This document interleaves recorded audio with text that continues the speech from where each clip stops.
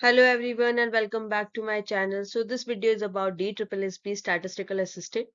तो मैं कुछ बात करती हूँ आज की कुछ लेटेस्ट अपडेट्स क्या चल रही हैं DSSSB स्टैटिस्टिकल असिस्टेंट की और क्या हमें अब लास्ट मंथ स्ट्रैटेजी रखनी चाहिए अपने एग्जाम के लिए क्योंकि अब आपका ऑलमोस्ट हम एग्जाम के बहुत ज्यादा पास आ चुके हैं। बच्चों ने बहुत कमेंट करे हैं कि मैम क्या एग्जाम फैब में है, कोई फैब 17 बोल रहा है, कोई फैब 25 बोल रहा है। तो आज हम इस सारी चीजों के बारे में हमने इस वीडियो पे आज बात करते हैं। तो स्टार्ट करते हैं हम। तो आप लोगों को पता होगा जब ये डेट आई थी एग्जाम की तो ये कुछ ऑफिशियल रिलीज जो डेट हुई थी इसकी 4 अगस्त हुई थी। ठीक है। और वैकेंसी अप्लाई करने की स्टार्ट हो गई थी 17 अगस्त टू 15 सितंबर। अब एग्जाम डेट अभी नोटिफाई हुई नहीं है। जो बच्चे कह रहे हैं ना कि मैम एग्जाम अब होगा या ये डेट आ गई है 25 या 17, कहीं भी ऑफिशियल नोटिफिकेशन इसके बारे में अभी नहीं आई है।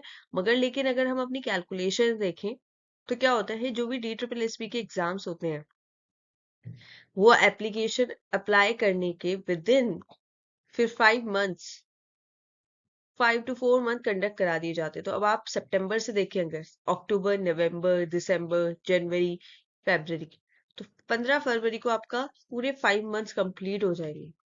तब इसके बाद इसके चांसेस बढ़ जाते हैं आपके एग्जाम्स के होने के कि आपका एग्जाम स्टार्ट हो सकता है ये। ठीक है। तब भी पॉसिबिलिटी मे बी वाली है कि हो भी सकता है, नहीं भी हो सकता है, may be not, may be not. But क्या है कि ज्यादा चांसेस क्या है कि आपका एग्जाम आफ्टर 15 फेब हो सकता है। तो अपनी प्रिपरेशन स्टार्ट कर लीजिए। अब आपके पास ऑलमोस्ट 1 मंथ मान के चले। अब हम ये मानते हैं कि चलो 1 मंथ है, वैसे तो 1.5 मंथ है अभी, मगर फिर भी हम ये मान रहे हैं कि हमारा चलो 1 मंथ बचा है। तो अब आपको 1 मंथ में क्या क्या करना है वो सारी चीजों के बारे में बात करते हैं। ठीक है। तो अब आप ये मान लीजिए कि ऑलमोस्ट हम एग्जाम के बहुत करीब आ गए हैं। ठीक। अभी पहले हम बात करते हैं क्या एग्जाम में इंपॉर्टेंट चीजें हैं जो अब लास्ट मिनट में आपको कवर कर लेनी चाहिए, और कुछ एलिजिबिलिटी की भी बात कर लेते हैं क्योंकि अभी भी बच्चे अपनी इस चीज को लेके कंफ्यूज है कि क्या वो एलिजिबल है या नहीं। तो एलिजिबल के लिए ये था कि पोस्ट ग्रेजुएशन डिग्री होनी चाहिए स्टैटिस्टिक में, या फिर ऑपरेशनल रिसर्च, या फिर मैथमेटिकल स्टैटिस्टिक और अप्लाइड स्टैटिस्टिक। तो ये तो क्लियरली थे जो स्टैट्स के, जिन्होंने पढ़ाई स्टैट्स है वो सबके लिए। और कौन थे कि जिन्होंने पोस्ट ग्रेजुएशन इकोनॉमिक्स में करी हो या मैथमेटिक्स में करी हो या फिर कॉमर्स में।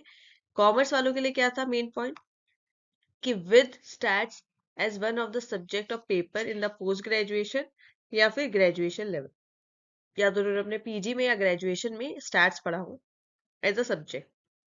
दूसरा क्या है, the candidate who pass statistic is one of the paper subject included.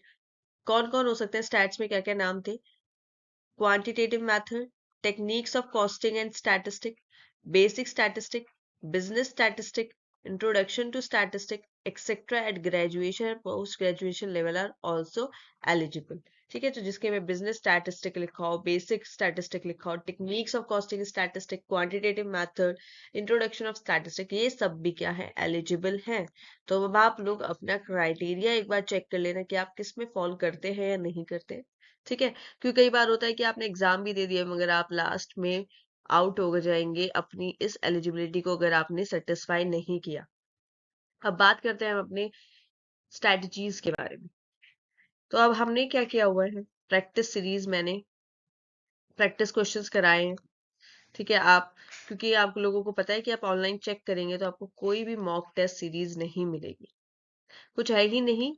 आप कितने भी टेक्स्ट बुक किसी पे भी बायजूस कहीं भी चेक कर ले, वहां पर अगर आप DSSSB स्टैटिस्टिकल असिस्टेंट सर्च करते हैं तो आपको वो ना आके उसके बाकी एग्जाम्स का आ जाता है। तो आप पेपर 1 तो कर सकते हैं, पेपर 1 की प्रैक्टिस तो आप कर सकते हैं कहीं से भी मॉक टेस्ट लेकर।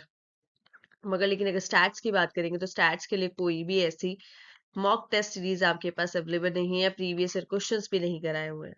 तो उसके लिए थोड़ा टफ पड़ जाता है आपको स्टैट्स करने के लिए। मगर आपको मैंने बताया था स्टैट्स में बेसिक स्टैट्स हमारी एक है और एक हमारी एडवांस स्टैट्स है। तो मैंने क्या किया है, बेसिक तो हो चुकी है हमारी ऑलमोस्ट और आप लोगों को बेसिक आती भी है। एडवांस में मैं अब टॉपिक्स आपको करा रही हूँ, टॉपिक्स करा रही हूँ प्लस मैं उनकी आपकी प्रैक्टिस क्वेश्चन करा रही हूँ। तो आप लोग देखते हैं नहीं, एक बार देखोगे तो आपको पता चलेगा कि हर एक टॉपिक बहुत इंपॉर्टेंट है आपके एग्जाम पॉइंट ऑफ व्यू से, क्योंकि आपके पास कुछ भी नहीं है जिससे आप कर सकते हैं कि अब मैंने क्या हुआ 2019 का पेपर, आप जब भी अब लेटेस्ट पेपर जो भी हुए हैं उसको देखेंगे, उसका लेवल बहुत हाई है। क्योंकि क्या होता है, लेवल हाई कब करा जाता है, जबकि एग्जाम्स देने वाले कितने कैंडिडेट्स हैं उस पर डिपेंड करता है, उससे एग्जाम का पेपर लेवल हाई हो जाता है। ठीक है, तो कैंडिडेट तो सबसे मेन है कि जैसे जैसे जिस एग्जाम में ज्यादा से ज्यादा बच्चे जाएंगे उसी हिसाब से उसका लेवल हाई हो जाएगा। लेवल हाई होगा, कट ऑफ भी हाई होगी।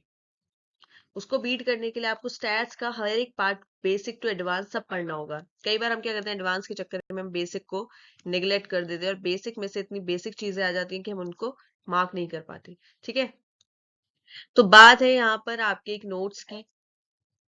मुझे टाइम लगेगा थोड़ा नोट्स आपके प्रिपेयर करने के लिए, क्योंकि मैं अब लेटेस्ट जो आपके एडवांस टॉपिक जो मैंने पढ़ाए हैं मैं उन्हीं की ही आपकी नोट्स प्रिपेयर कर रही हूँ। आपका मेरा अभी असाइनमेंट रहता है। ठीक है, अब मैंने आपको काई स्क्वायर तो करा दिया, मगर एक अनोवा है जो एक पूरा अलग टॉपिक है, अकेला टॉपिक है जो बहुत इंपॉर्टेंट है। तो हम अब रिसेंट में अपने ट्रांसपोर्टेशन में एक वीडियो है बस हमारी ऑप्टिमलिटी टेस्ट करने की। उसको करने के बाद हम फिर हमारा अनोवा चेक करेंगे एक बार। मुझे पता है कि एलपीपी में भी मेरे को सिंप्लेक्स बनाना है अलग से, मगर सिंप्लेक्स के लिए क्या है, simplex is very lengthy topic, plus उसमें पूरी प्रैक्टिकल पढ़ो। क्योंकि मैंने बताया था आपको पहले प्रैक्टिकल करना है फिर आप थ्योरी पे जाएंगे, तब आप थ्योरी कर पाएंगे। मैंने नोट्स में सिंप्लेक्स के नोट्स में तो बना लिए हैं, सिंप्लेक्स के नोट्स जितने भी थ्योरी का पार्ट है, तो जब मैं शेयर करूंगी तो आप देखेंगे उसमें सिंप्लेक्स के आपको नोट्स मिल जाएंगे। मगर क्या है ना, सिंप्लेक्स अभी टाइम कंज्यूमिंग है, तो इस चक्कर में मैं ये छोटे छोटे टॉपिक नहीं छोड़ सकती, तो मैं पहले इनको कवर करा के फिर हम वापस उस पे आएंगे। और प्रैक्टिस क्वेश्चंस मैं इन्हीं की जैसे जैसे टॉपिक पढ़ा रही हूँ उसके साथ साथ ही उसके प्रैक्टिस क्वेश्चन करा रही हूँ, तो आपको आइडिया हो जाएगा कि इस टाइप का है। अब क्या होता है ना, ये एडवांस टॉपिक है तो आपको उसका प्रैक्टिकल पढ़ना ही पड़ेगा। आप बोलोगे ना मैम इतने बड़े न्यूमेरिकल कहाँ आएंगे, मगर मैंने अभी आपको ट्रांसपोर्टेशन का कल जो स्लाइड कराई है, वीडियो है, उसमें प्रैक्टिस क्वेश्चंस दिखाए हैं, तो आप देख सकते हैं ये कितने बड़े प्रैक्टिकल क्वेश्चन से भी कितने क्वेश्चंस बन सकते हैं आपके एमसीक्यू बेस्ड।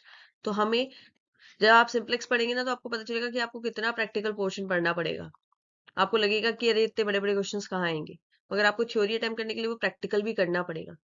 ठीक है, तो ये थे कुछ आपके इंपॉर्टेंट टॉपिक जो भी रहते हैं, बाकी तो हम सबने ऑलमोस्ट हो ही गया है। गेम थ्योरी मैंने आपको करा दिया है, गेम थ्योरी आप देखें।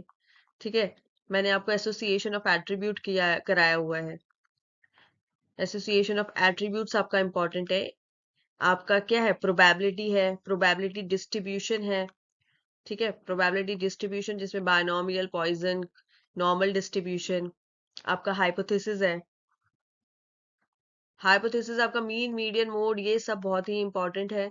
स्टैंडर्ड डेविएशन, वेरिएंस, इन सब की प्रॉपर्टीज बहुत इंपॉर्टेंट है, इन सब की रिलेशंस बहुत इंपॉर्टेंट है। आपके क्वार्टाइल्स हैं। ठीक है, आपका regression is very important, regression, correlation, ये तो आपकी बेसिक वाली स्टैट्स थी, मगर इसमें आपको पता है थ्योरी बहुत पढ़नी पड़ेगी। इनमें आप डायरेक्ट प्रैक्टिकल अटेम्प्ट कर कर इसकी थ्योरी इजीली कवर कर सकते हैं, मगर यहाँ पे आपको पास इतना थ्योरी है पढ़ने के लिए, आप कभी भी पढ़ते रहे आपकी थ्योरीज की कंप्लीट ही नहीं होगी, तो आपको इन बेसिक की थ्योरीज कवर करनी है। ठीक है, आपको बेसिक, आपको पता है बेसिक बहुत इजीली सॉल्व भी हो जाते हैं, तो इसके प्रैक्टिकल क्वेश्चन भी आ सकते हैं। आपसे पूछ लिया जा सकता है कि क्वार्टाइल्स कैसे निकलते हैं, मैंने आपको क्वार्टाइल्स कराए हुए हैं। क्वार्टाइल पूछ लेगा, Q1 पूछ लेगा, Q3 पूछ लेगा आपसे, डेसाइल पूछ लेंगे, परसेंटाइल पूछ लेंगे, कुछ भी पूछ सकते हैं। तो ये क्या है, बहुत इजीली सॉल्व हो जाएंगे, तो आपको ये बेसिक चीजें पता होनी चाहिए कि कैसे ये निकलते हैं। So that's for all for today's class. I hope you guys like this session. So please like, share and subscribe my channel. हम अब जल्दी हमारा ट्रांसपोर्टेशन कंप्लीट करके अनोवा पे जाएंगे। So bye bye.